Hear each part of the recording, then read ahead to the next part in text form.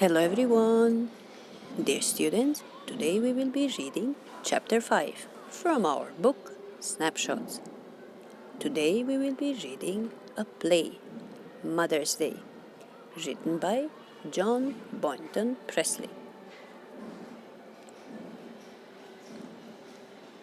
A play is a work of drama, usually consisting mostly of dialogue between characters.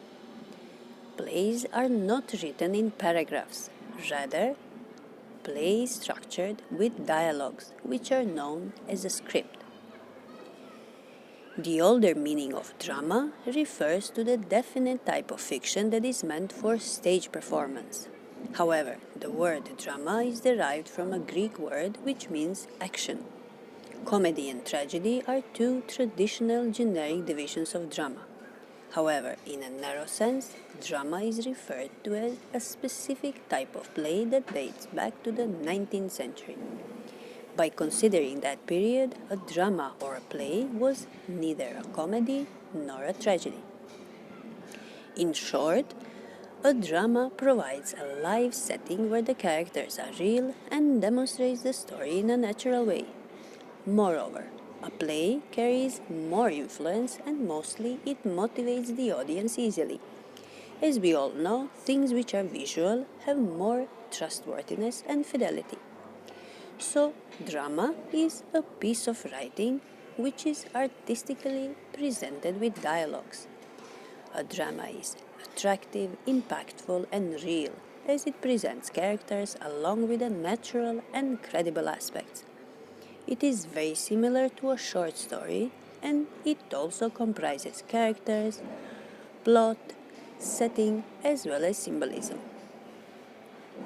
So, a play is a work of drama. It is intended for theatrical performance rather than just reading. The writer of a play is called a playwright. The term play can refer to both the written text of playwrights and to their complete theatrical performance. These are Aristotle's 6 elements of drama: plot, theme, characters, dialogue, music and rhythm, and spectacle. And these are elements of drama in the modern theater: characters, plot, theme, dialogue, convention, genre, and audience. So, what is the difference between drama and theater? The simple response is that drama is the printed text of a play, while theater refers to the actual production of the play text on the stage. A play, however, is not intended for reading audience. The elements of drama can be categorized into 3 major areas: literary elements, technical elements, and performance elements. Literary elements consist of plot, theme, characters, dialogue, music, spectacle, convention, genre, and audience. Technical elements refer to scenery or set, costumes, properties, lights, sound, and makeup. And performance elements consist of acting, character motivation, character analysis, and empathy. For each element holds specific role in ensuring the success of a drama, we have to pay attention to each of these elements.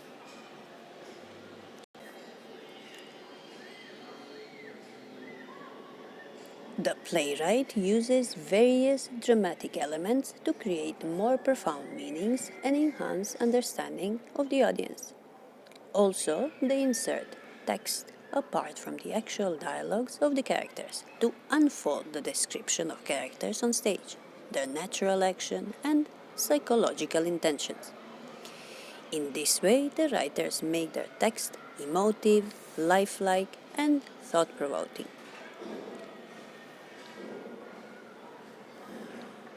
For dramatic significance, play is divided into acts and scenes. the writers present their feelings, emotions, and ideas through their characters, and they make them speak.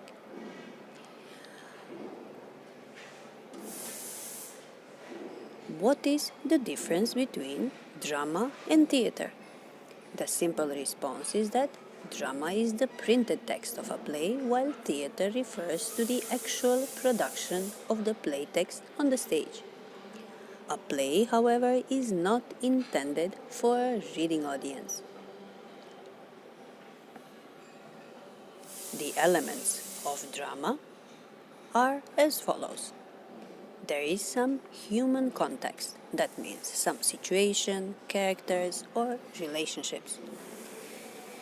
This human context is driven by some tension. This tension is shaped by focus, which is manifested in some place and time, organized into a narrative.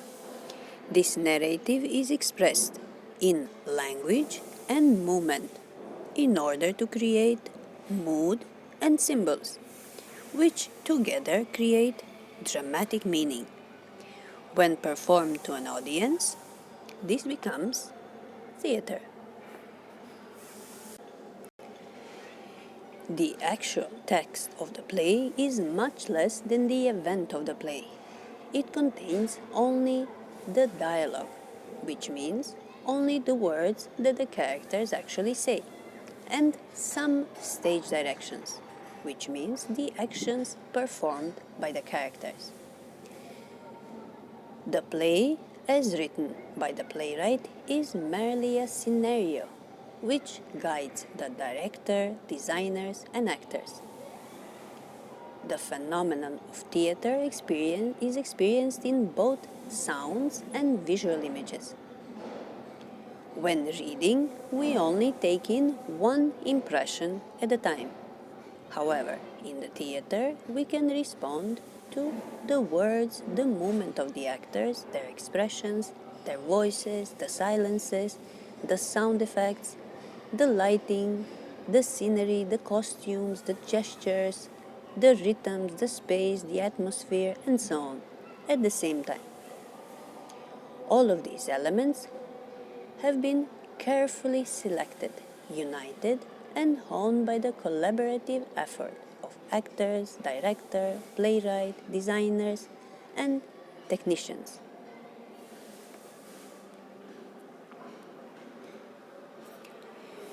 Our today's play is written by John Boynton Presley. He was an English novelist, playwright, screenwriter, broadcaster, essayist, noted for his varied output and his ability for shrewd characterization. He was born in 1894. Presley served in the infantry in the First World War. During the First World War, he was posted to France and he was badly wounded. After the war, he rarely spoke of these experiences. When he returned to Britain, he studied English literature at Cambridge University and he started to write again, mainly short pieces for local periodicals before embarking on a career as a freelance writer in London. At first, he was publishing articles in local and London newspapers. He thereafter worked as a journalist and first established a reputation with the essays and novels. By the age of 30, he had established a reputation as an essayist, critic, and novelist. Some of his novels were adopted into films. His work extends through novels, fiction, plays, television work, films, literary criticism, social and political works, autobiography, and essays.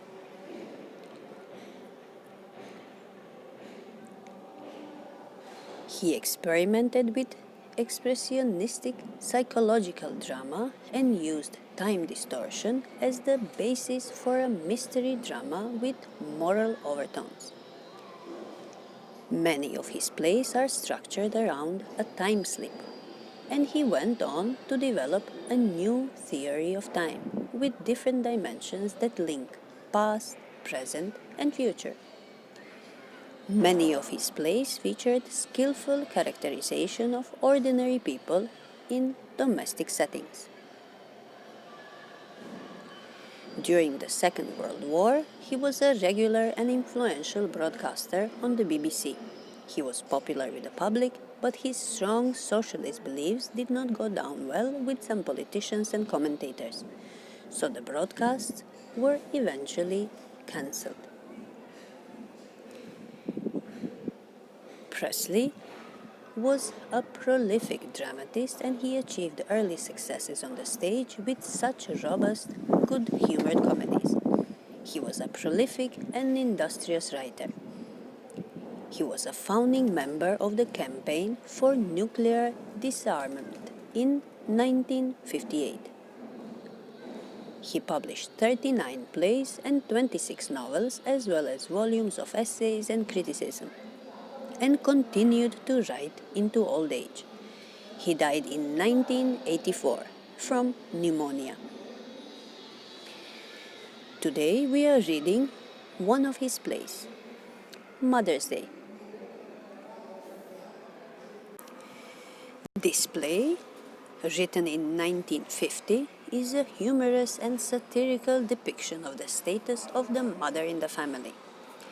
The main issue that the play raises is that the lady of the house, who is just like an axis, is never given her due respect, especially if she is a simple housewife. The family members take her for granted.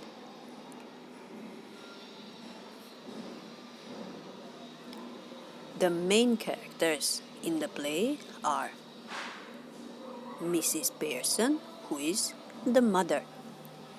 George Pearson is her husband. Doris and Cyril are the children, and Mrs. Fitzgerald is their neighbor. Mrs. Pearson is a pleasant but nervous type of woman whose excessive love and care has spoiled her two children and husband.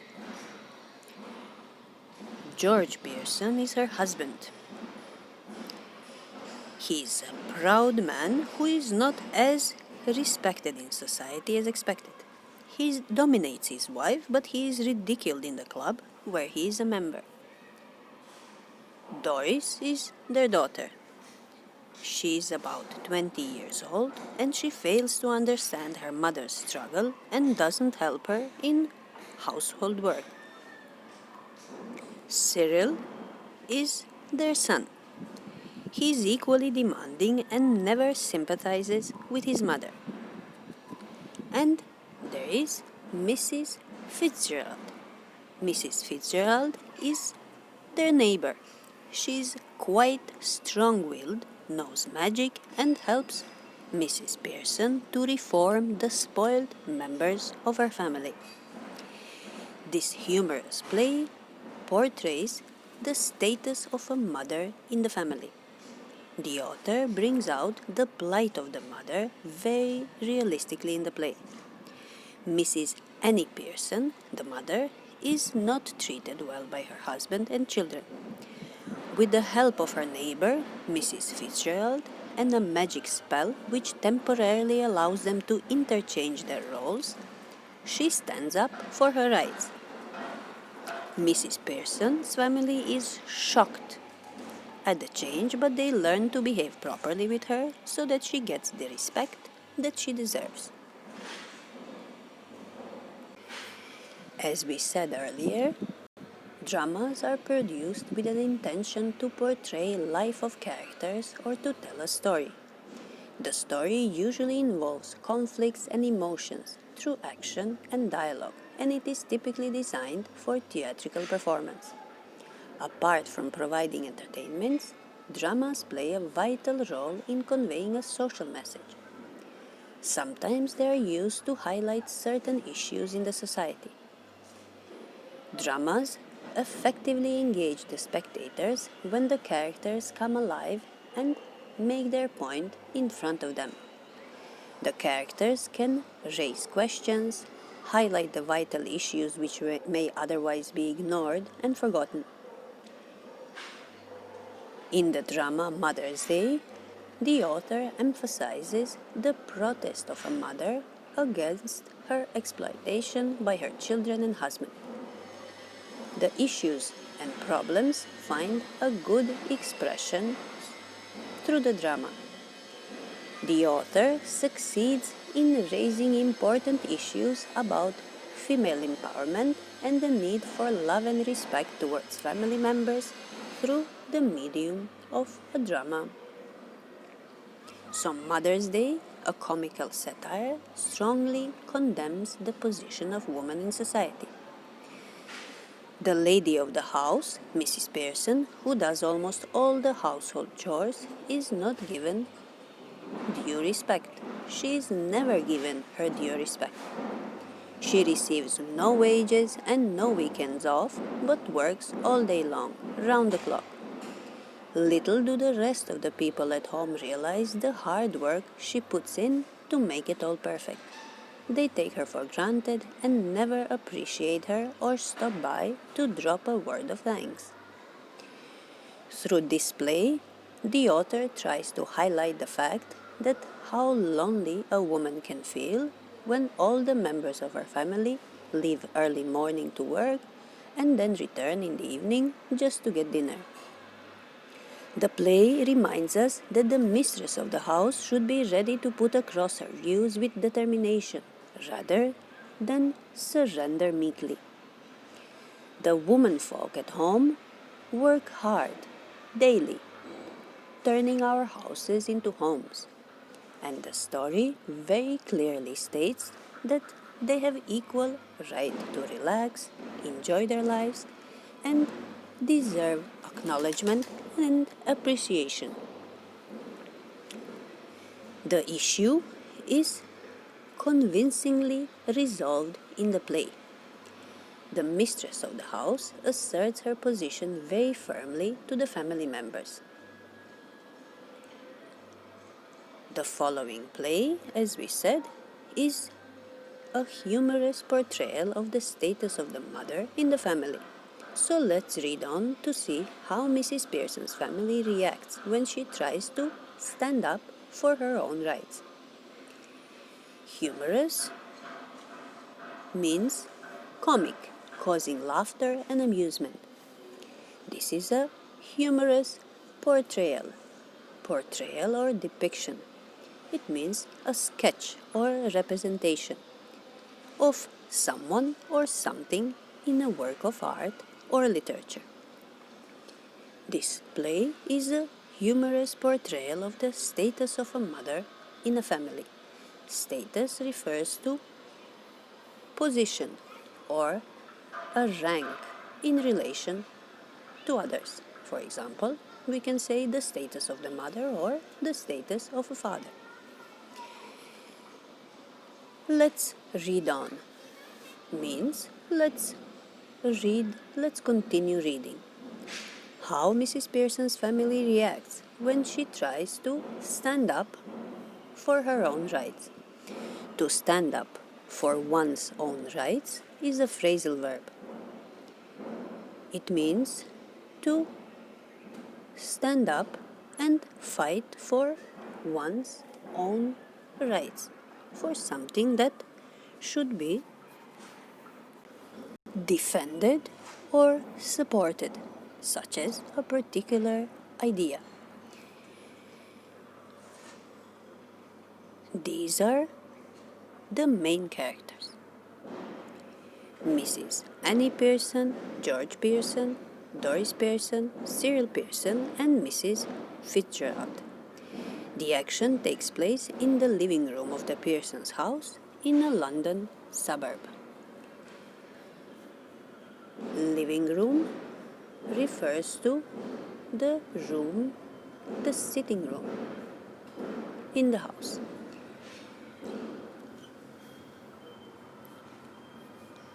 Suburb refers to outlying area of the city, especially a residential one. It is an outlying district of a city. This is where the action takes place. And time when it's happening is now, the present. We already mentioned that the playwright uses various dramatic elements to create more profound meanings and enhance understanding of the audience. So they insert text, descriptions, apart from the actual dialogues of the characters, to unfold the description of characters on stage and their natural action or some intentions.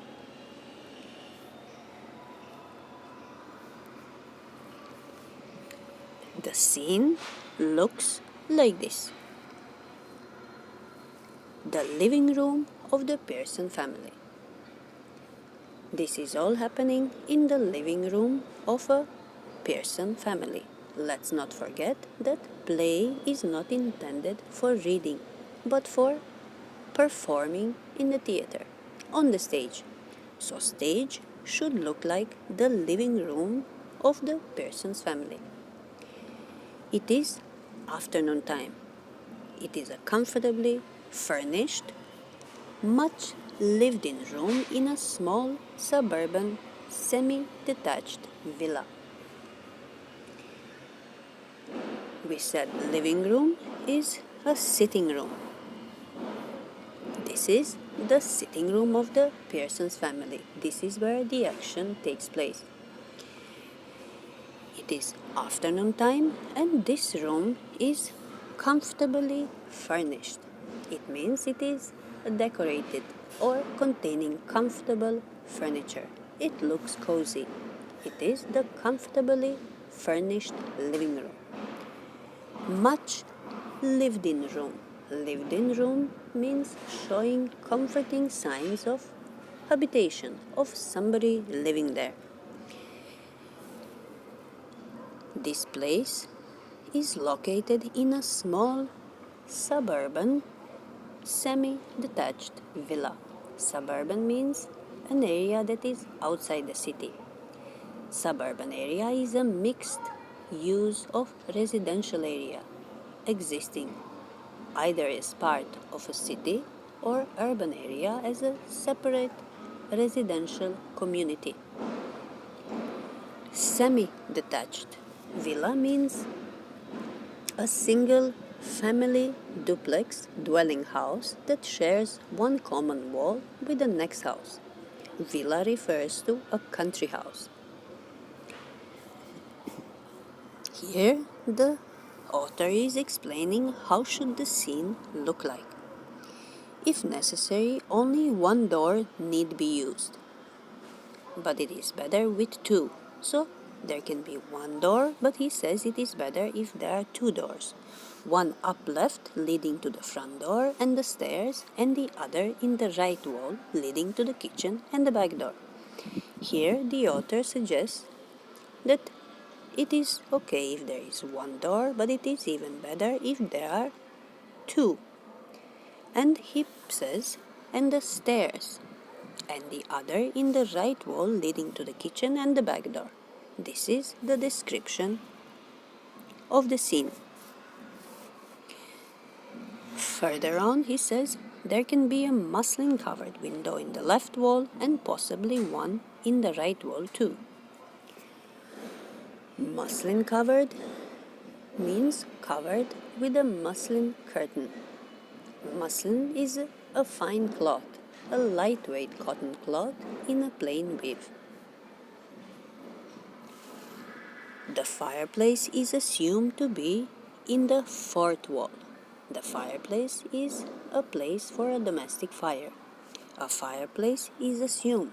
Assumed means supposed or presumed. The fireplace should be in the fourth wall. There is a settee upright. Settee is a sofa, a long, comfortable seat with a back and arms for two or more.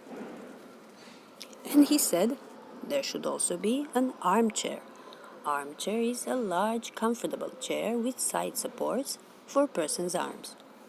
There should be one armchair as well, down left, and one down right.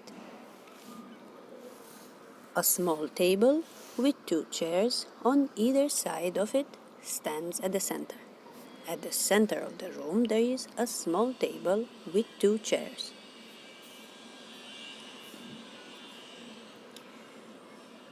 When the curtain rises, so we know this is something to be performed on the stage. So obviously there will be a curtain. When the curtain rises, it is an afternoon in early autumn and the stage can be well lit. It is suggested that the stage should be illuminated. Well lit means something which is provided with artificial light. It is early autumn. Mrs. Pearson at right and Mrs. Fitzgerald at left are sitting opposite each other at the small table on which are 2 teacups and saucers and the cards with which Mrs. Fitzgerald has been telling Mrs. Pearson's fortune. It is suggested that Mrs. Pearson should sit at right and Mrs. Fitzgerald at left. They are sitting opposite each other. Opposite means facing each other or across from each other. Sitting across from each other. As we can see here. Here there are also 2 teacups and saucers. A saucer refers to a shallow dish. A saucer is a type of small dishware.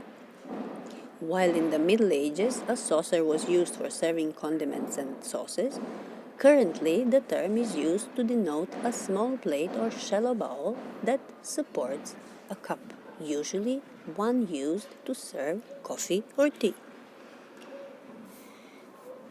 Mrs. Fitzgerald has been telling Mrs. Pearson's fortune. Telling fortune means the practice of predicting information about a person's life. Mrs. Pearson is a pleasant but worried-looking woman in her 40s. Mrs. Fitzgerald is older, heavier, and a strong and sinister personality. This is how they are described. This is how they should look like. Mrs. Pearson is pleasant but worried-looking woman. Worried-looking woman means she looks as if she is worried.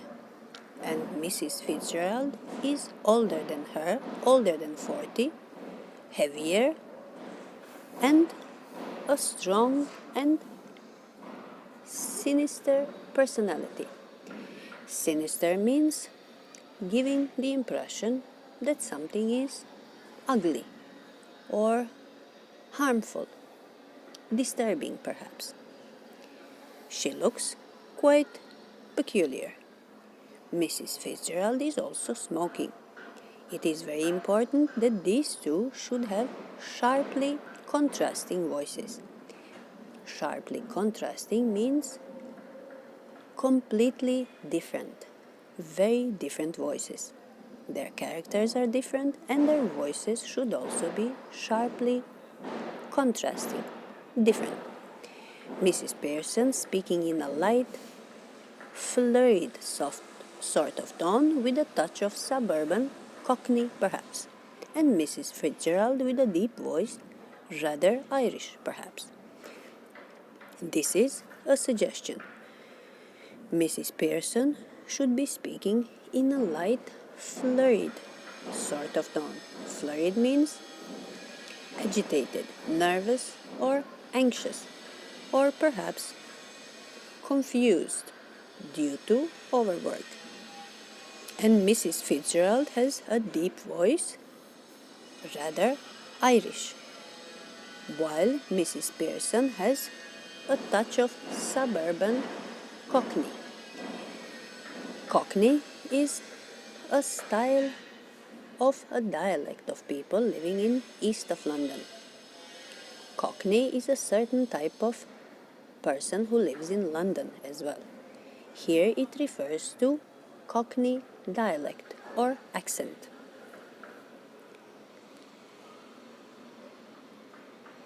So, as we mentioned, the writer of a play will insert text apart from the actual dialogues of the characters to unfold the description of characters on stage, their natural action, and their intentions. So, whatever is in the brackets is something we are not going to read. If we are reading, we are not going to read. This is a description of characters, their moves, moods, and so on.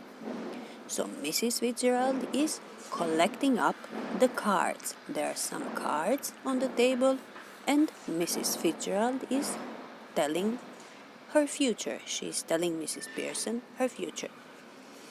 We already know that a play is not intended for reading.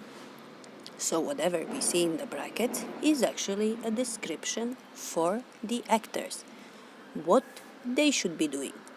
So Mrs. Fitzgerald will be collecting up the cards.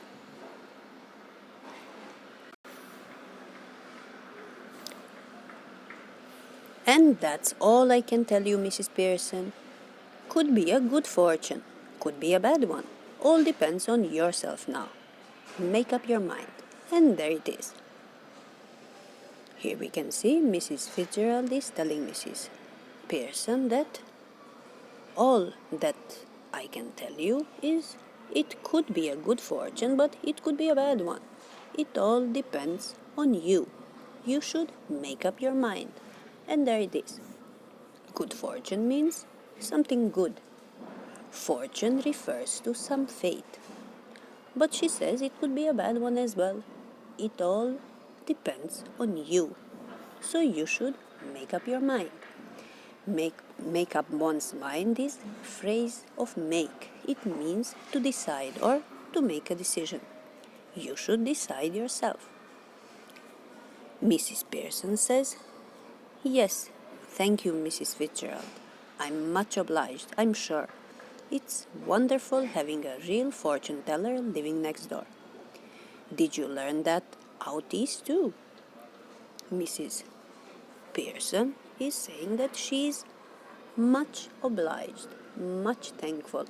She's very grateful that she's getting this reading from her, and she says that it's wonderful having a real fortune teller living next door. Fortune teller means a person who claims to use special powers to tell what will happen to someone in the future. A person who tells people's fortunes. She says it's wonderful having a real fortune teller living next door. Living next door means next door neighbor, a person who lives next door, next to one's home.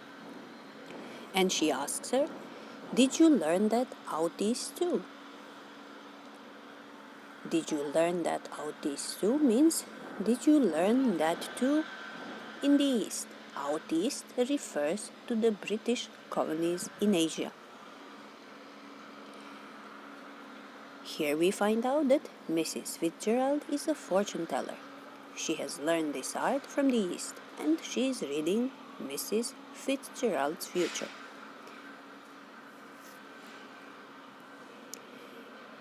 Mrs. Fitzgerald says, "I did. 12 years I had of it, with my old man rising to be lieutenant quartermaster. He learned a lot, and I learned a lot more. But will you make up your mind now, Mrs. Pearson, dear? Put your foot down, once and for all, and be the mistress of your own house and the boss of your own family." Mrs. Fitzgerald says that, "Yes, I have learned this out east. 12 years. For 12 years I've been there, with my old man rising to be lieutenant quartermaster." Lieutenant quartermaster is non-commissioned officer in British Army. He learned a lot, and I learned a lot more. And now she says, But will you make up your mind? Will you decide now, Mrs. Pearson dear? Put your foot down, once and for all. To put one's foot down means to assert, to stand up for something, to act firmly. She says once and for all. Once and for all is a phrase of once. It means finally. You should finally put your foot down. You should finally stand up for your rights. And be the mistress of your own house and the boss of your own family. The mistress means a woman with authority, a woman in a position of authority or control, or the owner. Mrs. Pearson is smiling apologetically. Apologetically means as if feeling sorry, in a manner that expresses or shows a regretful acknowledgement of an offense or failure. She says that's easier said than done. Easier said than done is a phrase of easy. It means to be more easily talked about than put into practice. Besides, I'm so fond of them, even if they are so thoughtless and selfish. They don't mean to be. Besides means in addition to. In addition to this, I'm so fond of them. To be fond of means to have some liking or love of someone or something. Even if they are so thoughtless and selfish. Thoughtless means uncaring, inconsiderate. It means not showing consideration for the needs of other people. Selfish means concerned excessively or exclusively with oneself and one's own advantage.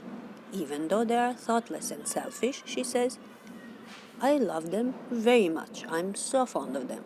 They don't mean to be. It is not their intention. Mrs. Fitzgerald is cutting in. She is interrupting her. She says, maybe not, but it would be better for them if they learned to treat you properly. To treat you properly means to behave properly. Yes, I suppose it would, in a way, says Mrs. Pearson. Mrs. Fitzgerald says, no doubt about it at all. There is no question about it. There is no doubt about it. Who's the better for being spoiled? Grown man, lad, or girl? Nobody. Nobody should be so spoiled. Grown man, lad, or girl? Who is better for being spoiled? Nobody should be spoiled. Lad refers to a boy. And she continues.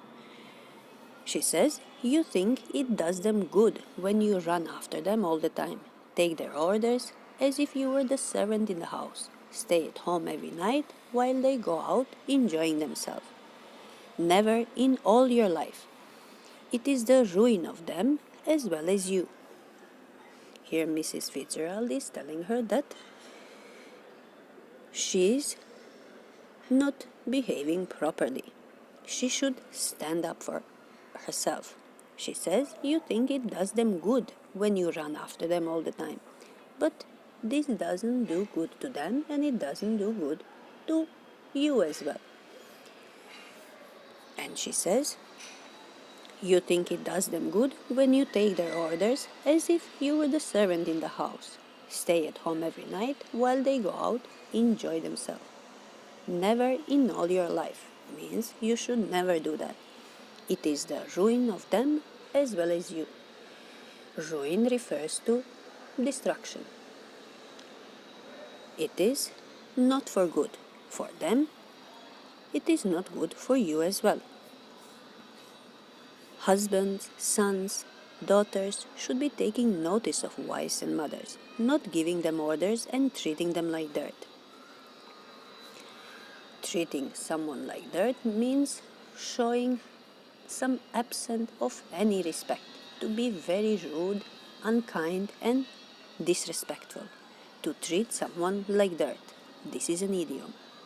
And don't tell me you don't know what I mean, for I know more than you have told me. She says, don't tell me you don't know what I'm talking about, because I know more than you have told me. Mrs. Pearson, dubiously. Dubiously means in an unsure manner, in a doubtful manner, with some hesitation or doubt, with some uncertainty. She tells her, well, I keep dropping a hint. To drop a hint is a phrase of drop. It means to give some clue, to give a hint or hints, as if casually or unconsciously. I keep giving them some clues. Mrs. Fitzgerald says, hint? It is more than hints your family needs, Mrs. Pierce. It is more than clues that your family needs. Your family needs something more. Again, Mrs. Pearson dubiously, in an unsure manner, says, well, I suppose it is, but I do hate any unpleasantness. Unpleasantness means the state or quality of being unpleasant, some bad feeling or quarreling among people. Mrs. Pearson says, I hate any unpleasantness. I don't like any arguing, and it's so hard to know where to start. I keep making up my mind to have it out with them, but somehow I don't know how to begin. She says, it is not so easy. I keep deciding to have it out, to do it. To have it out is a phrase of have. It means to settle something finally. It means to attempt to resolve a dispute or misunderstanding by confronting someone and engaging in a frank discussion or argument. But she says, I don't know where to begin. And then she glances at her watch, or it can be a clock. To glance means to look. She sees the watch and she says, good gracious, look at the time. Nothing ready, and they'll be home any minute, and probably all in a hurry to go out again. After seeing the time, Mrs. Pearson says, good gracious. This is an expression of surprise. This is a mild exclamation of alarm, dismay, surprise, annoyance. Some people say good gracious or goodness gracious in order to express surprise or annoyance. So Mrs. Pearson was very surprised to see the time. And she says, look at the time. Nothing is ready, and they're going to be home any minute. And probably they will be in a hurry to go out again. Here we find out that Mrs. Fitzgerald is a fortune teller who has learned this art from the East, and she has come to Mrs. Pearson's house to read her fortune. She advises Mrs. Pearson to be strict and to become the boss in her family. Actually, Mrs. Pearson is not treated well by her family. At present, she had been reduced to the status of an unpaid domestic servant who does all the work at home without even being requested for it or being thanked later on.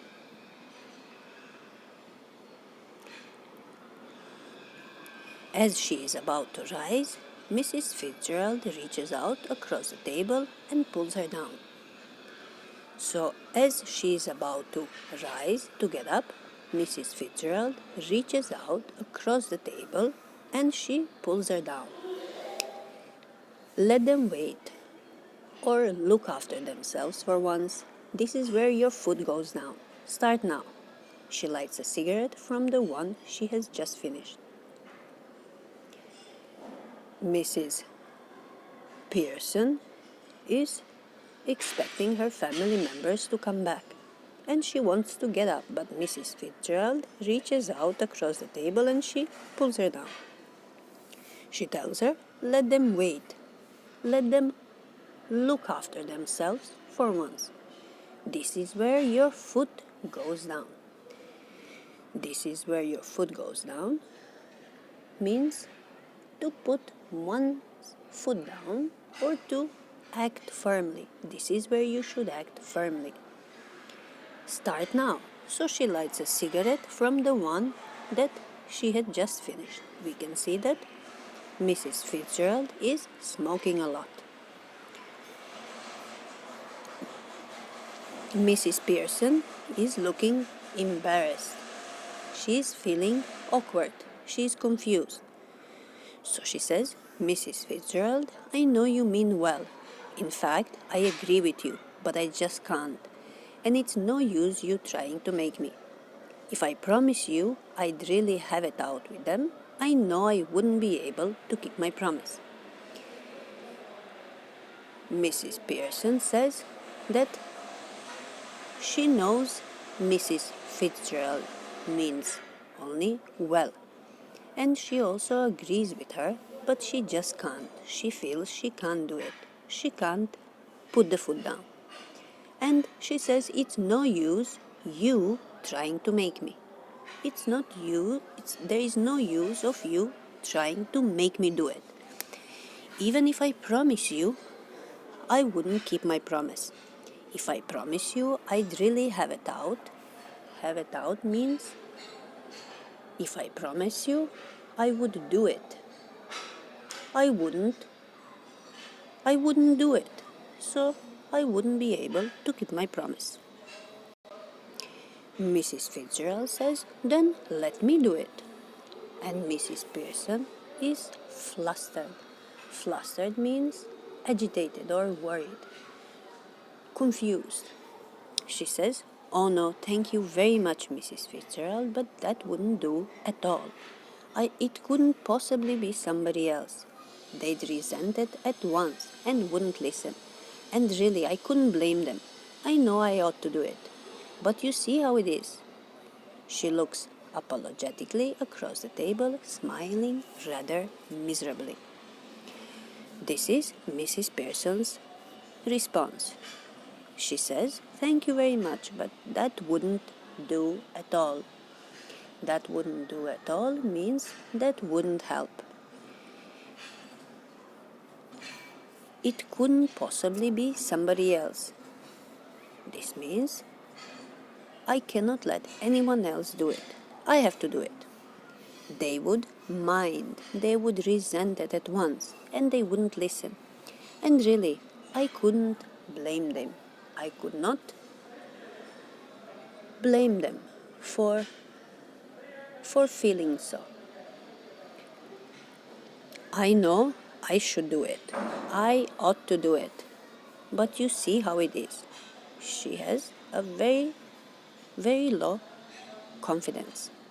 So she looks apologetically across the table, smiling rather miserably. Apologetically means in a manner that expresses or shows a regretful acknowledgement or some failure. And she smiles rather miserably. Miserably means in an unhappy manner, terribly or pitiably. Mrs. Fitzgerald says coolly.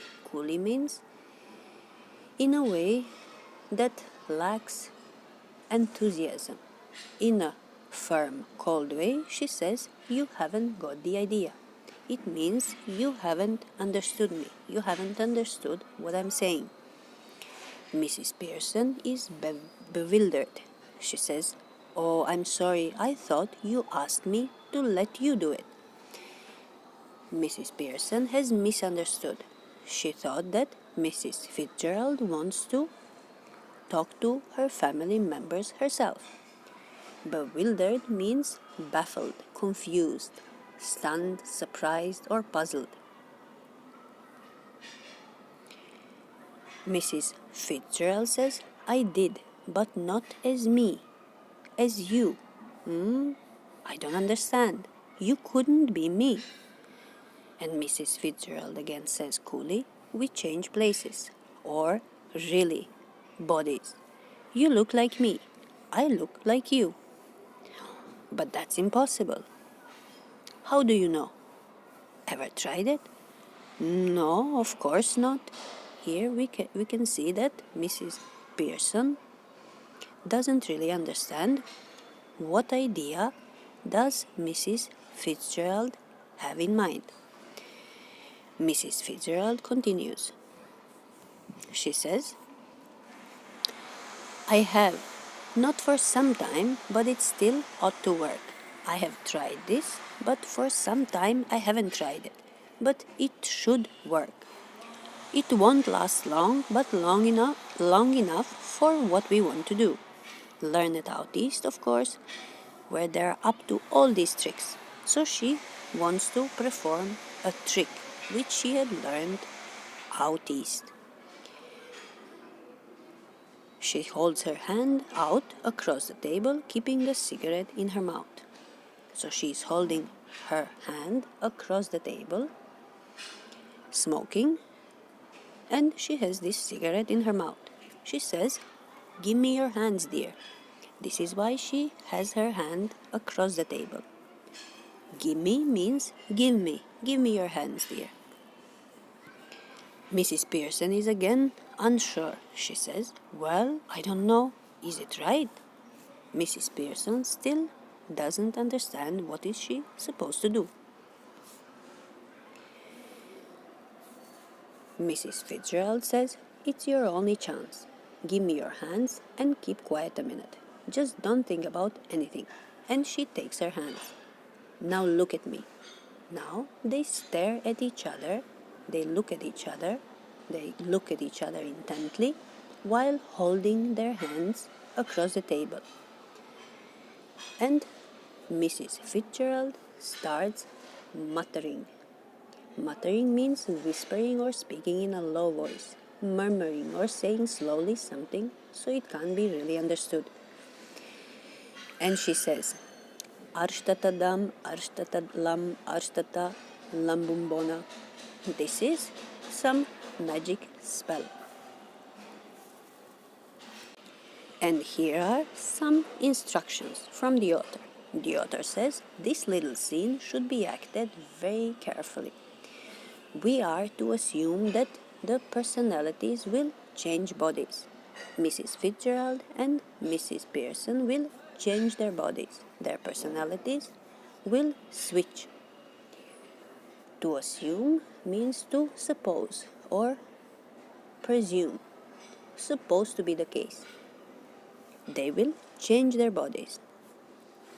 After the spell has been spoken, both women, still grasping hands, go lax, as if the life were out of them.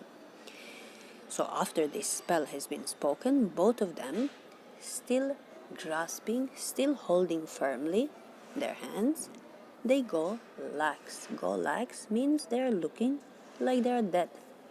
Lax means loose. Here it means they look as if they're dead, as if the life were out of them. Then both come to life, but with the personality of the other. Here, after the magic spell, they change their personalities. Their personalities change bodies. They have switched their bodies. The author suggests that each must try to adopt the voice and mannerisms of the other. So now Mrs. Pearson is bold and dominating, and Mrs. Fitzgerald is nervous and fluttering. Here they have changed the bodies. Each of them must try to adopt. To adopt means to take up, to use some custom as your own. They will adopt, they will take the voice and mannerism of the other. Mannerism refers to a habitual gesture or way of speaking or behavior. So now Mrs. Pearson is bold and dominating. Bold means brave or daring or fearless, and she is dominating. Dominating means having power and influence over someone. So after switching the bodies, Mrs. Pearson is brave and dominating, and Mrs. Fitzgerald is nervous and fluttering. Fluttering means moving with a light, irregular, or trembling motion. Confused.